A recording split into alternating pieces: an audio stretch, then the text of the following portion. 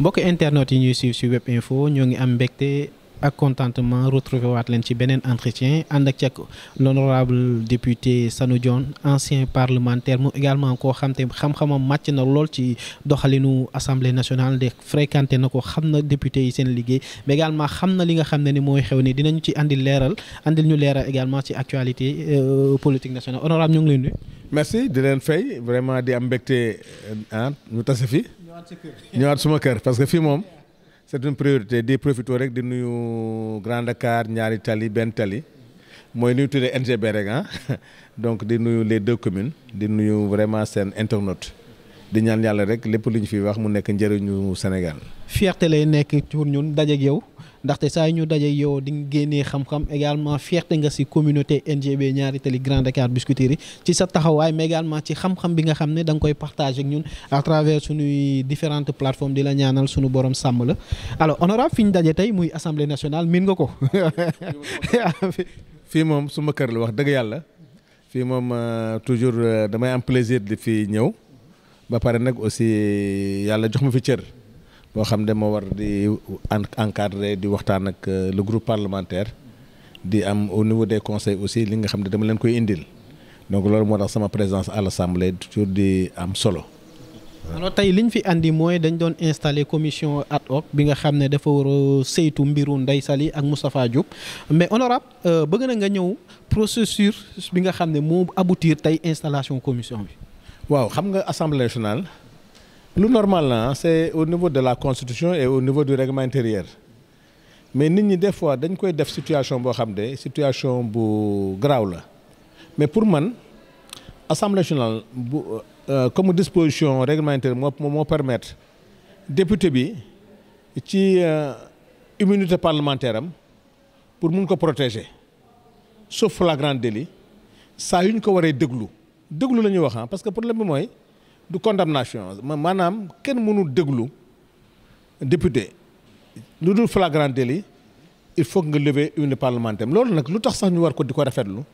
mooy xam nga tey bés bu assemblée nationale ci pouvoir am defoon obstacle aux lois yi nga xam ne ñun ñu ko voté maanaam tey magistrats yi wala enquêteurs yi war a déglu député ñun ñu bañ parce que tey assemblée nationale su bañoon ne député bi kenn du ko déglu gis nga jiixi jaaxa bi yow mi nga xam ne yow doon tuumaal. doo am moyen wu expliquer doo mën a am moyen wu setal sa der te xam nga Sénégal bu ñu la xasee tudd ci dara rek dugg nga te nit ñi dafa mel ni sax dañ lay condamner avant l'instruction moo tax Assemblée nationale toujours bés bu ñu tuddee député ci benn problème ñu war ko déglu Assemblée da lay may possibilité pour que nga mun a dem setal sa der wala nga mun a dem expliquer des fois sax mun nañ ko def à guise de témoin des fois c'est pas pour que tey mais mën nañ lever unité parce que rien ne dit que ne dañ ko jël parce que il est auteur wala il est complice parce que notion wu déglu bi la pour déglu comme témoin comme déglu la comme auteur comme complice yëpp a ci yem kenn mënu la convoquer kenn mënu la déglu donc loolu moo tax assemblée di rafetlu mais nag période bi mooy période bu doy waar nag attendez-vous à d'autres députés xëy na ñu woo leen parce que dañoo toll ci député réduction des comptes te comme que pouvoir la boo xam ne ñoom ay ministres la ñu woon tey nekk ay député lu ci bëri attendons-nous à ce que ñi nga xam ne nekkoon nañu ay ministres tey nekk député suba bu leen rapport épinglé ñu compté woo leen. honorable procédure bi kan moo ko déclenché est-ce que régime bu bees bi la est-ce que justice bi moo soxla ñi wala régime bu bees bi moo kan moo déclenché procédure mun nga ñëw ci. waaw mais xam nga loolu nag il faut mu leer. réduction des comptes bi li jëm ci Covid bi régime bi passé seen rapport biñ fi bàyyi woon moom moo nekk en cours te boo gisee sax mu gaaw da di enquête yëpp ñoom defoon nañ ko ba pare. ah oui moo tax boo dégloo conférence bi nga xam ne moom na parquet defoon keroog magistrat bu la ci wax rek danaan la dossier bi deful 3 jours sama bureau au niveau du parquet. général deful 5 jours moins d'une semaine cela veut dire que ne l'enquête préalable a été faite même di nga dégg ñu la ay daaj sax déglu woon nañ leen ñi nga xam ne rek moom bloqué woon enquête bi mooy les ministres parce que la haute cour de justice foofu nag na Macky Sall dafa erreur la haute cour parce que doo déclencher une enquête déclencher un audit ñu def liggéey bi yëpp te liggéey bi li nga xam ne mooy base fondamentale bi mooy les ministres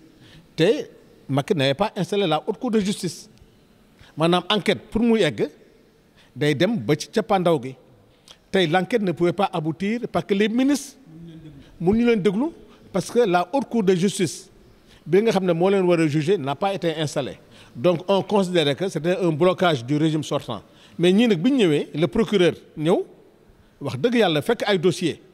ci ay table am li mu mën a def rek mooy moom enclencher la procédure mooy sa question mooy tey c'est le parquet wax dëgg yàlla parquet financier moo ko enclenché parce que dossier yi mu fekk ci table bi la te comme que l'handicap majeur c'était les ministres avec la cour comme que la haute cour de justice est installée il est de sorte mooy déglu ministres yi maintenant boo dégloo ministres yi nag tous ceux qui sont qu'on considère comme présumés complices wala présumés auteurs ñoo ñëpp nag tey ñu continuer enquête bi moo tax fi mu nekk nii wax dëgg yàlla boo seetloo tey maa ngi dégg le ministre Ismaïla Madior di wax ne dañoo commencé ci ay politiciens non non non non ñuy déglu ci ay chefs de service ñuy déglu ci ay chauffeurs ñuy déglu ci ay DAGE mu ëpp fuuf 2 ou 3 ministres mais pour waree rek ne man procédure la boo xam ne sénégalais yi ñoo ko war a encourager ñoo ko war a appuyer. Effectivement honorable question boobu laa bëgg a ñëw concernant les DAGE parce que gis nañ daanaka DAGE yi nekkoon ci rapport yëpp convoqué nañ DAGE yi ñoom seen responsabilité alors que ministre ñu bëri jàpp na ministre mooy ordonnateur lan moo tax ñuy cibler les DAGE ne loolu ban responsabilité mun nga ñëw leeral tuuti responsabilité DAGE. waaw xam nga DAGE yi ils sont formés pour tel c'est les exécutants ñoom ñooy gérer les programmes. tous les programmes ministériels DAGE yi ñoo am compétence su nekk les ordonnateurs tu vois ñooy ordonnateurs yi ñoo yor décaissement yi ñoo yor chéquier yi ñoo yor lépp donc ministre bi même bu lay sant dara yow tu es formé pour ça ministre bi c'est un homme politique ministre bi sa formation n'est pas une formation financière DAGE bi yow da nga jàng xam les lois des finances xam les lois de règlement xam lois yi nga xam ne mooy agir par rapport au bon fonctionnement de la bonne gouvernance bu la yàlla mayee nag yow nga jàng loolu xam ko da nga am responsabilité boo xam ne sa ministre bu la def loolu loo xam ne tegul ci yoon bu ko topp tey wax dëgg yàlla gis nañ ci ay responsabilités yoo xam DAGE yi la parce que c'est les premiers concernés ñoom ñooy les premiers responsables maintenant il y a la responsabilité morale des ministres tey DAGE boo xam ne tey wax nga ne ministre moo ma def loo nangam boo ko jëlee ci kaw Mansour Faye nee na ministre bi par rapport au prix ministre bi moo ko fixé le prix bi. moo gën a xam ministre bi. deuxièmement comme boo jëlee cas boobu tey Ngom Niang aussi dégg nga mu ne la way ministre bi moo ma ne naa jël engagement wu 15 millions mais nañu seetloo 10 millions mais loolu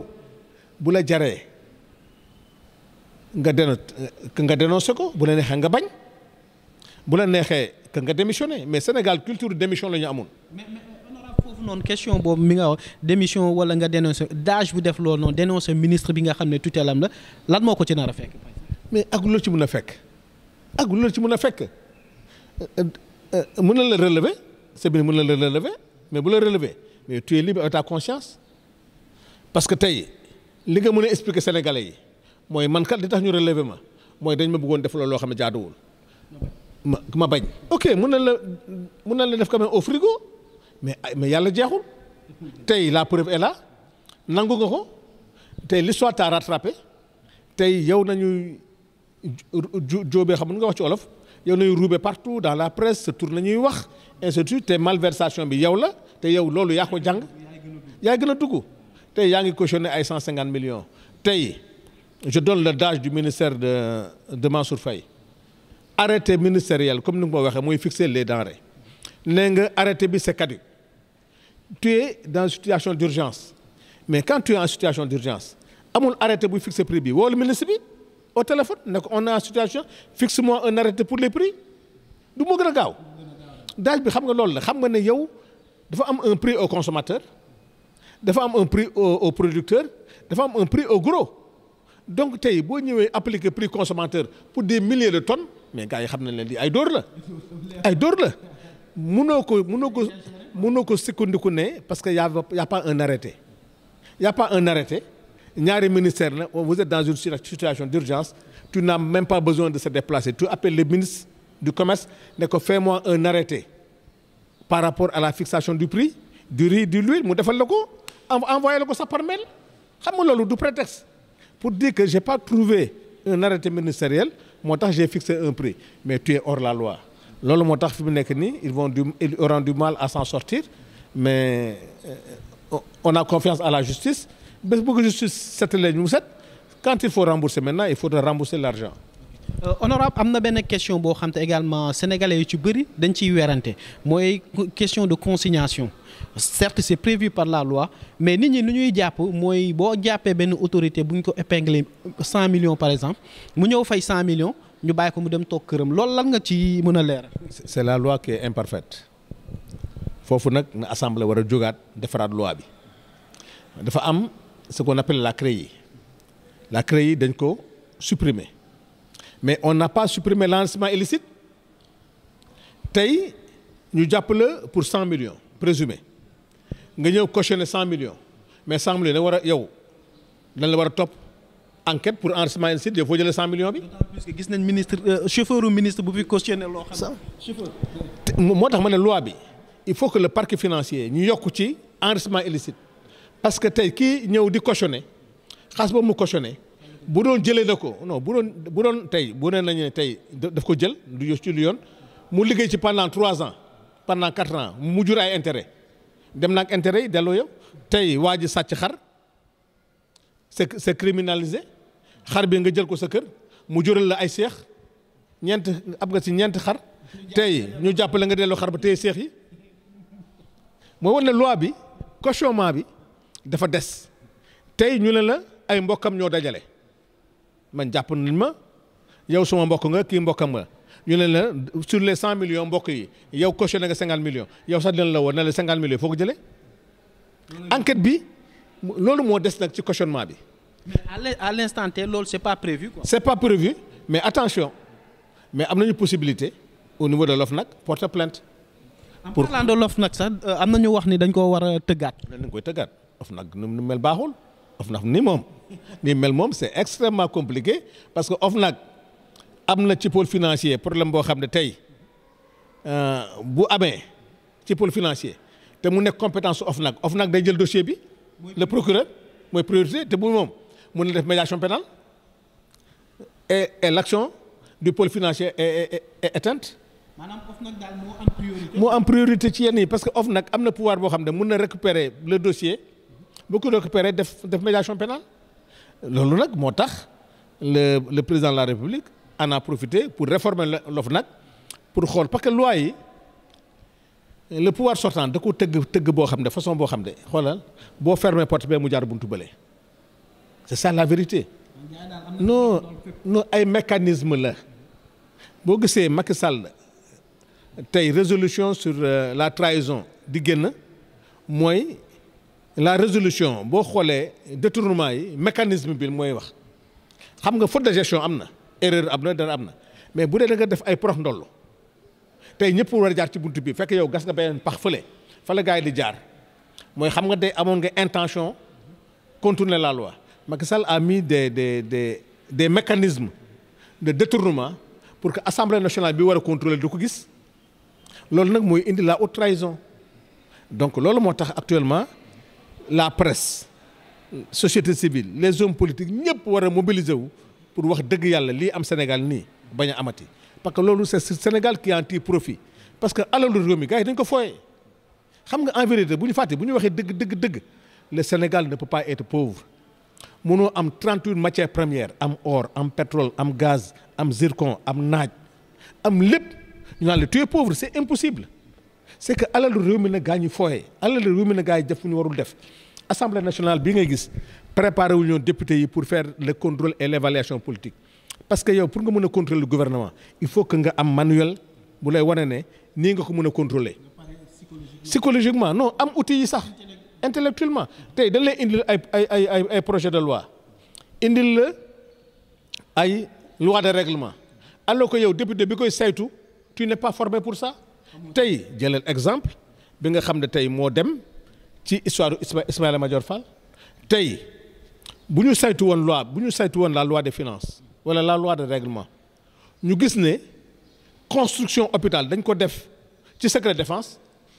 te boobu ñun assemblée waroon na xam ne attention li erreur la parce que foofu mooy kenn du ko gis parce que ñun budget bi bu dee lu laal secret défense bi député amul sax di ci wax amul droit de ci poser question gis nga le fait que nga jël loolu dugal ko ci secret défense mooy xam ne yaa ngi koy nëbbu assemblée tey assemblée si l'assemblée était vigilant loolu da koy gis si assemblée était vigilant doo jël construction hôpital di ko def ministère de la justice gis nga comment la responsabilité de l'assemblée est impliquée dans cette histoire assemblée voté loo xam ne dañuy construire hôpital def ko ci secret défense mooy doo ko gis assemblée nationale dañuy construire benn hôpital def ko ci ministère de la justice gis nga mécanisme yooyu. question boobu sax bëgg naa insister parce que le ministre de la justice Ismaïla Madior Fall ba mu ñëwee ci benn émission am na lu mu ci leeral ba ni am na benn entrepreneur bu ñëw ci bureau jéem ko jox 50 millions mu delloo ko diplomatiquement ce sont ces mots en tant que ministre de la justice li nga wax ni est-ce que c'était pas fait à dessein est-ce que nit ñëw di la corrompre ministre de la justice sa bureau nga bàyyaat mu dem est-ce que loolu aussi yenn na maanaam. émission boobu lay wane ne c'est l'état de droit qui s'est affaissé xam nga danger bi c'est l'état de droit parce que Ismaïla li mu wax gravité bi moo am solo kii ñëw di la corrompre ñaar nga ci mën a am nga woo ko xaman ko àddina ne ko lii waroo ko def mu jar ko nga yedd ko conseiller ko teg ko ci yoon wala nga sanctionné ko tentative de corruption mais tey boo noppee li ma dégg mu tontu sa collègue bi ko may mu ne ko da nga delloo xam ne waaw mu ne ko est-ce que vérifier nga ndax delloo nañu xaalis bi mu ne sama yoon nekku ci mais foofu la gravité am parce que tey yow xamuloo ndax ki nga sant ndax delloo na ko wala delloowu ko nijaayu directeur bi la c'est-à-dire que Ismaïla vraiment wax na wax yoo xam ne pour kilifa bu mel ni moom ci légèreté boobu ba dem ci bi gën a garaaw mooy boo demee ba ne ñi ko def ciblé ay nit ñooñu dañ la ciblé et bu jaree déballage man dinaa wax xam nga maintenant tu menaces l'état de droit tey sa collègue yow miy journaliste tey li nga xam ci presse bi su ngeen amoon problème nga ne tey man li ma xam ci presse bi dinaa ko wax tey boo ko waxee tey am na loo xam yéen rek ko xam te dafa am yoo xam yéen ko xam tey nag si Ismaïla lu toll ni lu pel ni le parquet sénégalais mu ne moom am na lu mu ci xam te bu naree daanu dina am ñeneen ñu mu daaneel mais loolu même loolu bu ko waxee te amatul sens parce que ñun muy ministre bi fi nekk ak procureur yi nekk nii actuellement Sénégal dañoo am yaakaar ci ñoom Ousmane Diagne loo ci mun a wax c'est l'un des magistrats yoo xam ne Sénégal yi liñ ci am wóolu xam ko ci moom wax dëgg yàlla dañ koy seede bu rafet maintenant lépp lu mu fi wax nag c'est pour faire tomber l'état de droit te loolu Ismaïla warul yegg foofu fi ñu toll nii c'est pas ça qu'on veut waaw. wax nga Ousmane Diagne ministre de la justice également on a constaté lu bëri sur le plan judiciaire am na rupture ba ci ñi nga xam ne ñoo nekk au pouvoir yenn saay justice jël décision yoo xam te du leen arrangé alors tant Ousmane mu mel ni justice bi ñu doon xaar bi ñu bëggoon moo ngi bëgg a am. mais am nañu parce que Ismaïla Madior boo déggee ma ne la sa sortie baaxul au moment où la justice sénégalaise s'est réconciliée avec le peuple sénégalais ci lay gën di wax donc tey sénégalais yëpp tey amaan nañu confiance seen justice sénégalais yëpp amaan nañu confiance ci ministre de la justice tey procureur yi seen sortie bi ñu def wax dëgg yàlla tey ils ont donné confiance au peuple sénégalais donc la sortie de Ismaïla sénégalais yi duñ ko déglu parce que Ousmane Diagne wóolu nañu les procureurs yi génn na bàyyi dem régler son problème avec les hommes d'affaires là te bàyyi la justice faire son travail loolu moo tax je pense que la sortie est inopportune mais di wax ne Sénégal na surtout yéen la presse accompagner leen pouvoir bi parce que plus jamais dans ce pays parce que lii président Diomaye di def ak Ousmane Sonko c'est pas pour ñële pour ñoom la plus jamais dans ce pays les deniers publics Sénégalais yi dañ ci jaar ci yoon donc vraiment à encourager. Honorable dernière question bi mooy installé nañ commission ad hoc bi nga xam ne ni moo war a saytu lan mooy doon suite bi. suite bi léegi mooy plénière bi def nañ ko le calendrier va être fait di leen convoquer déglu leen bu leen neexee ñoom ñu indi seen i avocat la nga mën a tuddee des parlementaires ñu déglu leen xamal leen li nga xam ne jot nañ ko au niveau du parquet au niveau du ministère de la justice ñu jox ñu ko ñoom ñu liral leen ko bu ñu ci amee commentaires yi ñu def ko ci bu ñu ci amee lu ñuy ñu rejeté ko bu ñu paree nag ba entraîner leen la commission maintenant va faire un rapport à la plénière et la plénière va décider maintenant de la lever mais li gën a yoon ci kii bi mooy nga déglu leen may leen aussi possibilité ñu xamal leen ñu xamal leen lan lañ leen di toppee wala lan leen bëgg a déglu loolu bu ñu leen ko xamalee nag ñoom bu dee am nañ ci luñ ci mën a joxe comme argument à la commission ba xam ne wax dëgg yàlla wax nañu loo xam ne jarul ñuy lever immunité bi loolu aussi l'Assemblée prendra sa responsabilité mais bu jaree loo xam ne pour faciliter ñu dem déglu leen te loolu sax moo gën a rafet ñu dem leen ñu seetal seen bopp loolu nag bu ñu paree def benn résolution ñoom d'abord dinañ ko voté ñoom bu ñu ko voté en commission ne demander à la plénière nañ leen topp ñu lever seen immunité comme aussi la commission peut demander à la plénière de ne pas lever avec des arguments tey la commission rek moo mën a orienter la plénière pour wax leen nañ ko dindi wala duñ ko dindi mais la plénière est autonome pour prendre sa décision. loolu laa ma def jërëjëf. kontaan nañ. merci maa ngi gën a kontaan di leen wax di yóbbante nuyoo suñu waa kër gi waa NGB tu as vu vraiment dina ñaanal yàlla yokk leen taxawu tu as vu ba yàlla mais ñëpp na si jàpp na si ñëpp jàpp leen dégg ñëpp jàpp waaw maa ngi si jàpp bu baax a baax. kër gi nga bokk ñu lay ñaanal comme nuñ ko démarré yàlla na la yàlla sàmm bu baax a baax a baax ndaxte saa ñu toog ak yow jàng ci te comme on est jeune dañuy bëgg a continuer di jàng te ñu mel ni yow yéen a ñu mën a dimbali. pour que suñu fierté la nag dem ba dégg ne egg ngeen foo xam ne tey di rivaliser avec la RTS loolu lay ñaan yàlla waaw parce que vous êtes des jeunes yoo xam ne wax dëgg yàlla man de vous pouvez compter sur moi bien que nag jot bi bëriwul. mais yàlla jokk taxaw ma. jërëjëf en tout cas c'est un plaisir li ñu defal nii ndax yaa ngi ci liggéey bi mais jël nga sa temps waxtaan ak ñun partager ñun généreusement yàlla na la yàlla sàmm bu baax a baax a baax dañ koy réitérer à chaque fois fierté Grand Dakar nga fierté Ñaar Tali nga fierté NGB nga ngay kilifa bu disponible mais ngay kilifa boo xam te ni da ngay defar ndaxte sunu panel tout le temps yaa ngi ciy partager information yoo xam te à utilité publique la mais également yaa ngi dimbali aussi gouvernement bi ci li nga xam ne mooy fake news yi nga xam ne yenn information yoo xam te ni du dëgg saa yu génnee di nga génn leeral ne nii la demee donc dañ lay ñaanal yàlla na la yàlla bàyyi fi ba si kanam ko chers internautes gis ngeen ko lii lañ leen andiloon di leen jox dig daje ba beneen yoon jërë ngeen jëf. Merci beaucoup.